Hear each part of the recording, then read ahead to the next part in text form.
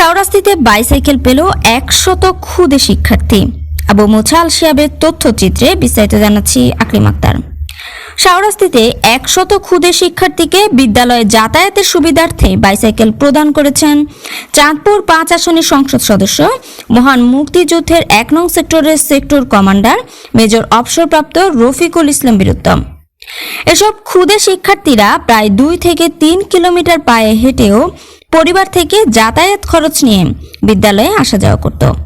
এতে তারা ঝড় বৃষ্টিতে ভিজে অনেক সময় দুর্ভোগে পড়ত। গরিব শিক্ষার্থীরা অর্থাভাবে প্রতিদিন বিদ্যালয়ে আসা যাওয়া করতে পারত না। সংসদ সদস্যের পক্ষ থেকে সাইকেল পাওয়ায় এখন তারা প্রতিদিনই বিদ্যালয়ে আসা যাওয়া করতে পারবে।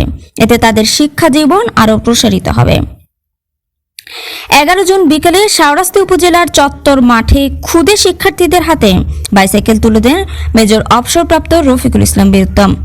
সাইকেল পেয়ে ক্ষুদে শিক্ষার্থীরা আনন্দে আত্মহারা হয়ে পড়েন। তারা মুক্তিযুদ্ধের জীবন্ত কিংবদন্তি মেজর অবসরপ্রাপ্ত রফিকুল ইসলাম বীরুত্তমের প্রতি কৃতজ্ঞতা জ্ঞাপন করেন।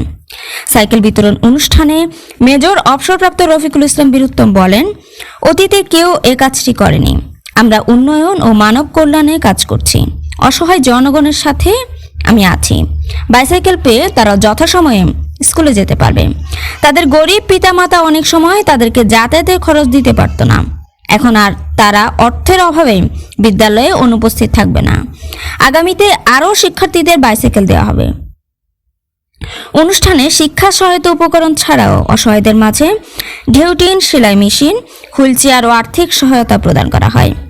উপজেলা সহকারী কমিশনার ভূমি রেজওয়ানা চৌধুরীর সভাপতিত্বে উপস্থিত ছিলেন পৌর মেয়র হাজী আব্দুল লতিফ, উপজেলা আওয়ামী লীগের সাধারণ সম্পাদক JM আনোয়ার হোসেন, শাওরাস্তি থানার অফিসার ইনচার্জ মোহাম্মদ আলমগীর হোসেন প্রমুখ। মূলত শাওরাস্তি উপজেলায় আপনারা জানেন বিভিন্ন শিক্ষা প্রতিষ্ঠান, এই শিক্ষা প্রতিষ্ঠানের 100 জন শিক্ষার্থীদের মধ্যে সাইকেল বিতরণ করবেন আমাদের মাননীয়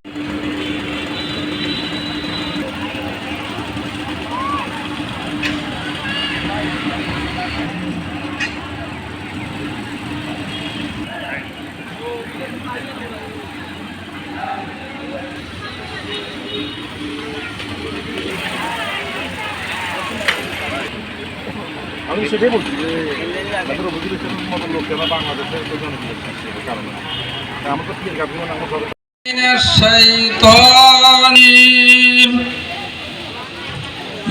يوم نقول لجهنم